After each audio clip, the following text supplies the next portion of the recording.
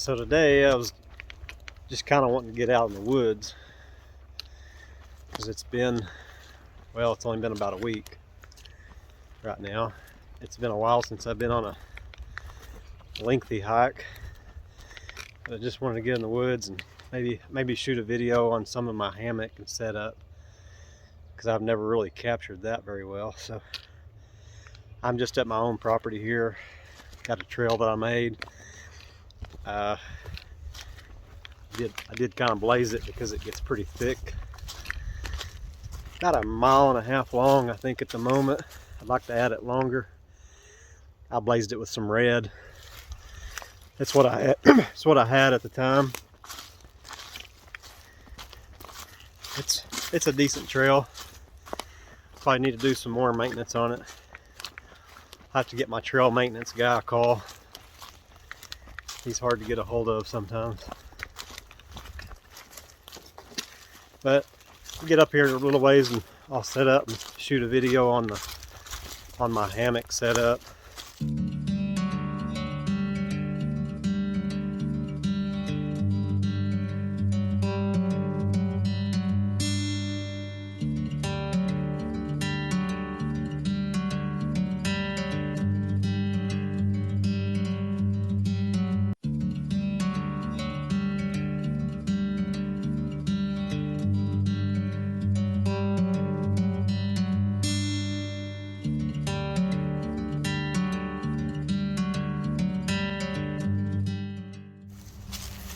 These two trees probably work okay.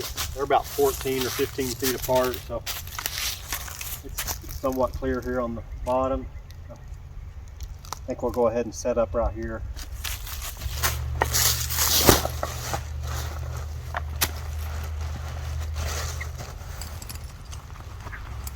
So to start with, I got my hammock suspension straps. I keep here in my outer mesh pocket.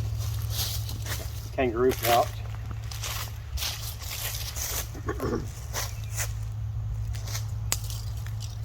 So for my hammock and my weight and everything, I think at about 14 or 15 feet, I typically set my top strap probably about 6 feet high.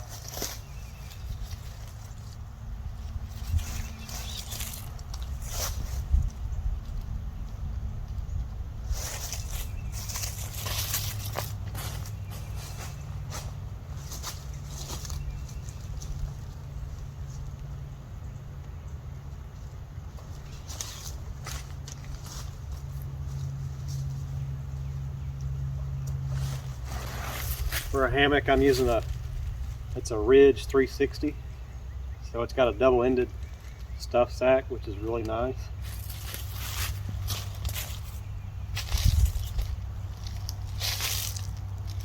And I usually just tie a Beckman hitch with my strap. I don't use the carabiners, I just tie the Beckman hitch right onto the hammock. And that hitch works out pretty well for the hammock. If I need to adjust it, I can come back and I'll usually have to adjust it once or twice. Really not too big a deal. I try to center it up into between the two trees. So these trees look like they're a little bit closer together than what I usually get. So tie it a little bit closer to this tree. I'll adjust this one here. You can adjust them pretty quickly, so you definitely can spend money on the hardware that makes it real quick and easy, but they're pretty pricey. So for me, it's only a few seconds to readjust that. So it's probably setting just a little bit low. I can just adjust that up a little bit. For me, usually if I can adjust this side up towards about shoulder height, that usually works out pretty good for me. It gets me real close.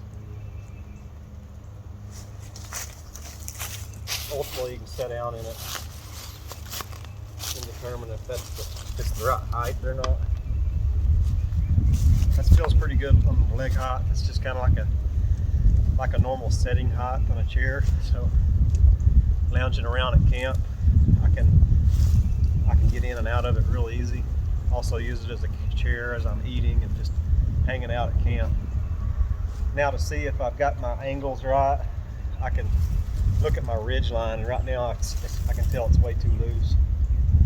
This ridge line, you want to be able to not do a 90-degree bend with 2 fingers like this. So that's too loose.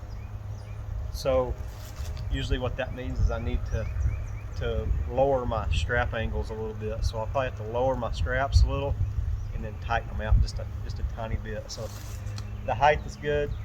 This structural ridge line is just too loose. So I think that's a pretty easy adjustment for me. I can just lower these straps a little.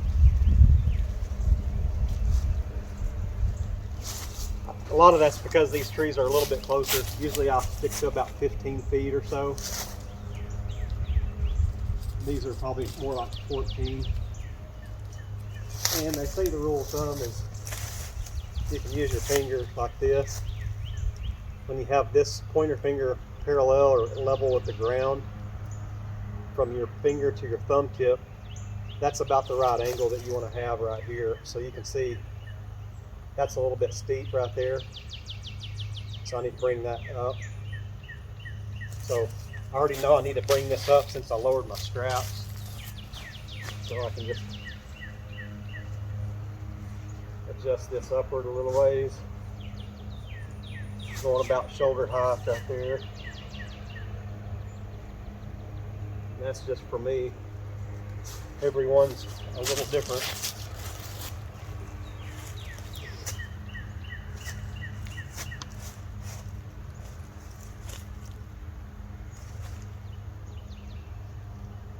Yeah, it only takes a few seconds to make those adjustments.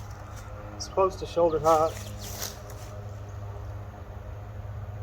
It's a little bit more, that's a lot closer to the kind of the angle you're looking for. Try this again. About the same height here, which is good. Yeah, and on my ridge line up here, you can see it's kind of taut. And I think the rule of thumb is you want to be able to bend it to about maybe a 45 degree, just a little bit. If you can get it to a 90, that's too loose. If you can't get it to move at all, then it's too tight. So that's about right. Structural ridge line's kind of nice because it holds your bug net up off of you. You can use this ridge line organizer. You can put your phone and flashlight, different things on it. You can also hang other items along the ridge line. So I've kind of got 2 of them on here. It also helps you when you get out of your hammock. It gives you something to hold on to as you lift off of it. So that's pretty nice. Pretty nice to have the structural ridge line. It also just helps ensure that you get the right amount of sag. So it's not necessary, but it's definitely nice. It makes it a little easier to set it up and get it correct. So with hammocks, you know, there's a lot steeper learning curve. There's just a lot more elements to learn, you know, if you want to learn how to do it good and learn how to do it right. There's lots of information on the web. So I've spent hours and weeks worth of research and reading, and I've slept in this one quite a few nights. As far as the hanging, getting the angles and all that stuff down, you can go to, I think it's called theperfecthang.com. That guy has some really good information. He also has a calculator in there. You can put in your height, your body weight, the length of your hammock, and it will tell you, and then you can put in the distance that your trees are apart, and it'll tell you the exact height where to hang your straps, and it'll tell you exactly how to get that to where it's really nice. What that's going to do is ensure that you get a good flat lay and a good night's sleep. And you know, you'll see this anytime you do research on a hammock to sleep in it properly, is just don't lay in it straight. You want to lay in it, you know, sideways, kind of asymmetrical. So you'll put your feet over at one end and then put your head over at the opposite end. You know,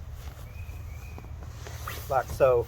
You may have to kind of drag your foot to get that slack out, but you're going to want to lay in it sideways. I'll kind of hang my leg out so that you can see me here, but Right now I'm laying fairly flat. So that's where you're going to get a good night's sleep. You know, if you're only going to sit in it for a few minutes, then just laying in it straight would probably be just fine. But laying in it straight, you're definitely going to sag more in your body. You know, it's not a whole lot, but that adds up over time and over your night sleep. It's going to be fairly uncomfortable like this. So that's how you would think you would hop in a hammock, versus really how you should lay is just twist sideways just a little bit. And I got the bug net. That'll definitely help out in the summer months, keep the bugs out. It provides a little bit of insulation too, I suppose. Not a very significant amount, but it does kind of provide a little bit of a barrier.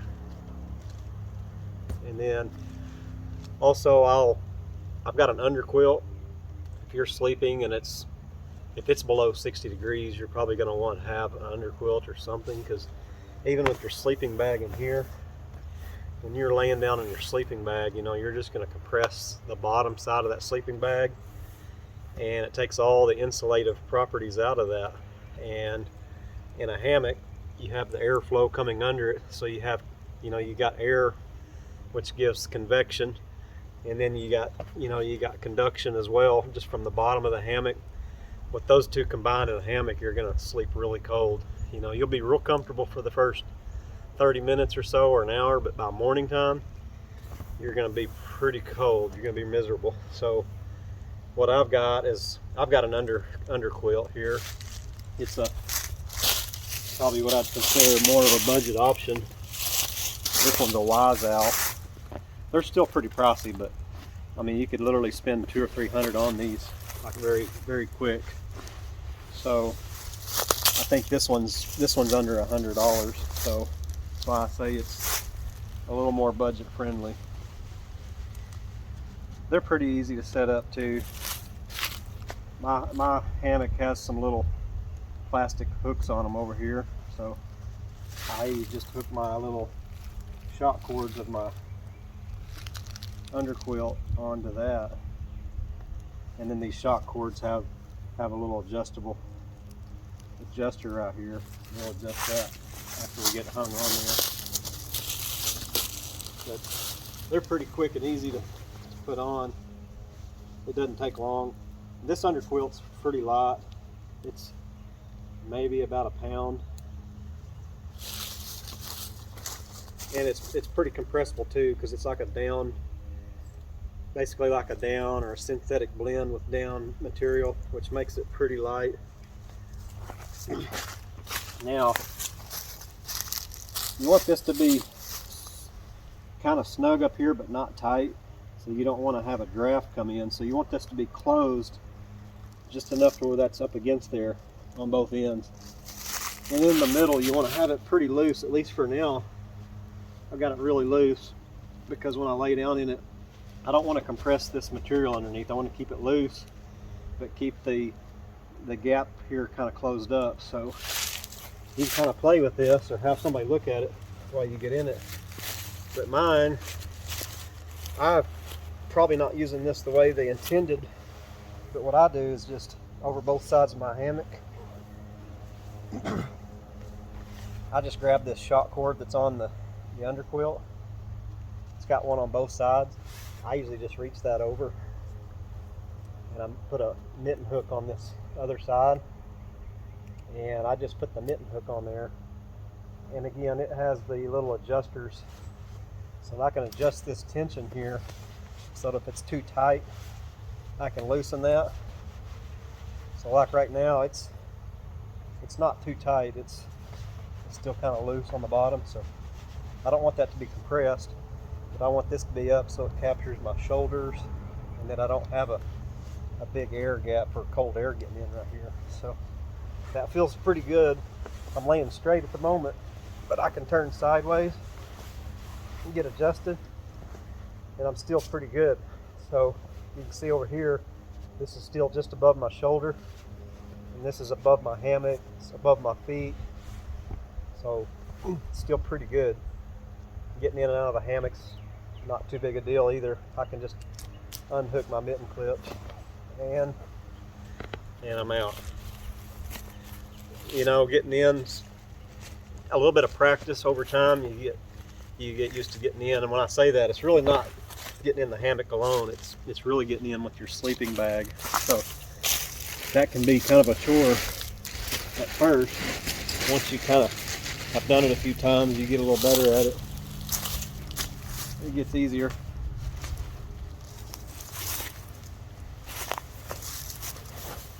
Throw my sleeping bag in. I found best just to try to position your sleeping bag as close as possible where you think it's going to be. Unzip it, put your rear end about where you know where your rear end is going to be. Then you can swing your legs over and put them all the way in. And if you lean forward, you can reach on this end, pull it as far up that way as you can.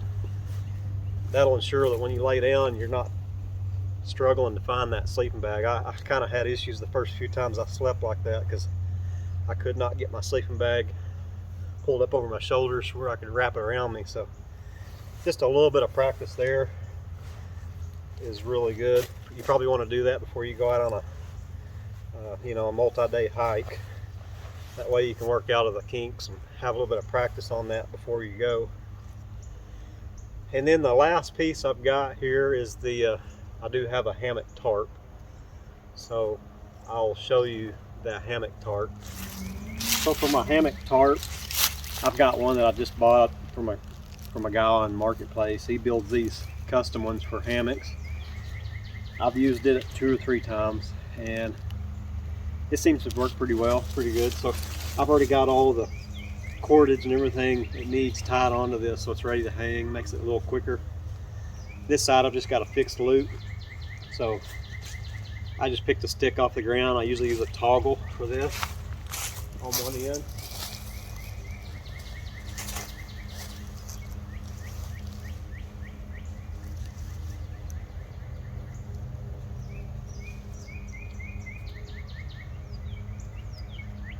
I've been going about, I guess in the summertime I could go higher, but I've been going about the same height as my suspension strap. And that allows me to be low enough I can get the sides of my tarp way down low. That'll block out a lot of the wind. And that'll help me stay a little bit warmer. You know, less wind and air I've got in the inside with me, the better. This end I'll pull this ridge line as tight as I can get it. These trees are a little bit closer together than what I'm used to. I usually just reach in here and put me a slip bite in right here. Thread that through my slip loop. Pull it good and tight.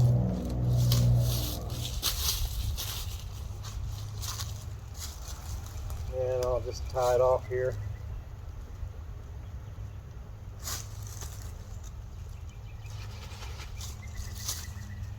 Alright, mine's got this, I've got this snake skin on mine, so if it's, if you don't want to put it down, you can keep it up there. And then if it starts raining, then you can just slip the snake skin off and then deploy it as needed. Wintertime camping, I'll probably just go ahead and deploy it.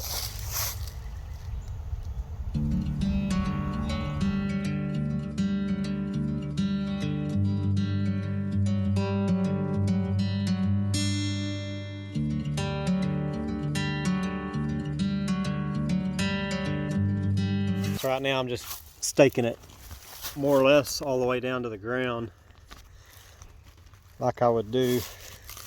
I would kind of do this like for winter time, and that'll keep a lot more air from flowing in and out of the shelter.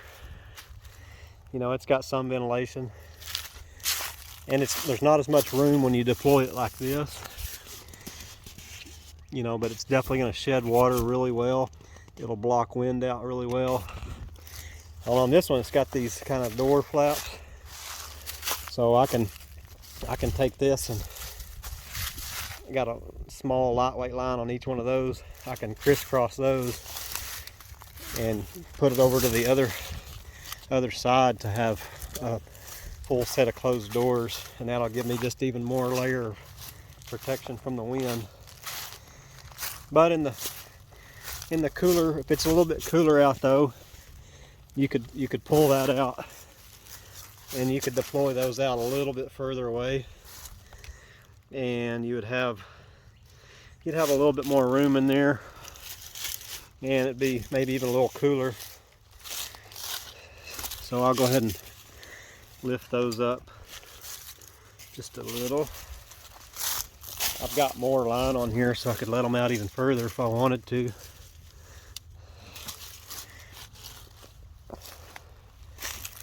So now I've just staked those out a little bit further out,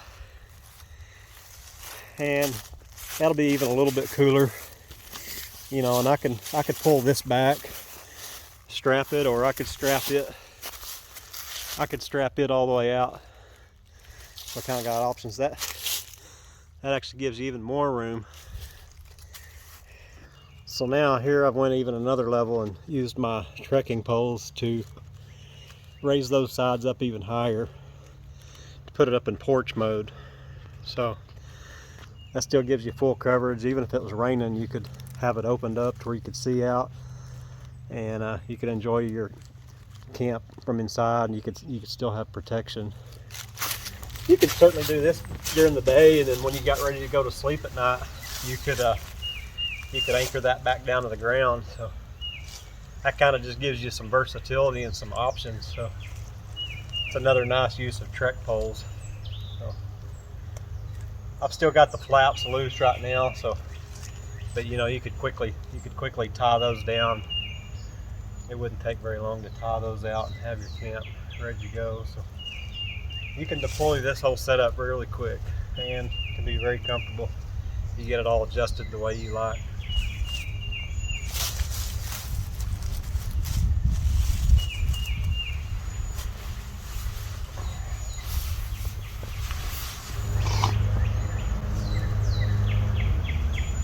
So one other thing to mention is, you notice I've got the ends of my hammock tarp. They come out and extend past the ends of my hammock, and that's important, especially for rain. So you want to make sure that this part here is underneath, and what'll happen is when rain hits this strap, you know, it's going to run down, but these little loops right here make a good grip line. So when rain hits this knot, this is going to stop the water from carrying on to your hammock and down inside. So the water will rain right here. Some people put a carabiner right here, and that'll be like a water break, but these tend to be a pretty decent water break right here. So I've got good coverage on both sides. This tarp's fairly large. I forget, I think this is maybe a 12-foot tarp, but I got coverage. I actually probably need to slide my tarp a little bit this way. So a couple quick adjustments. It's a little bit under right here, but you know, and if it's really raining hard, you could also lower this. You could also lower your tarp ridge line so that it's tucked up in there even tighter.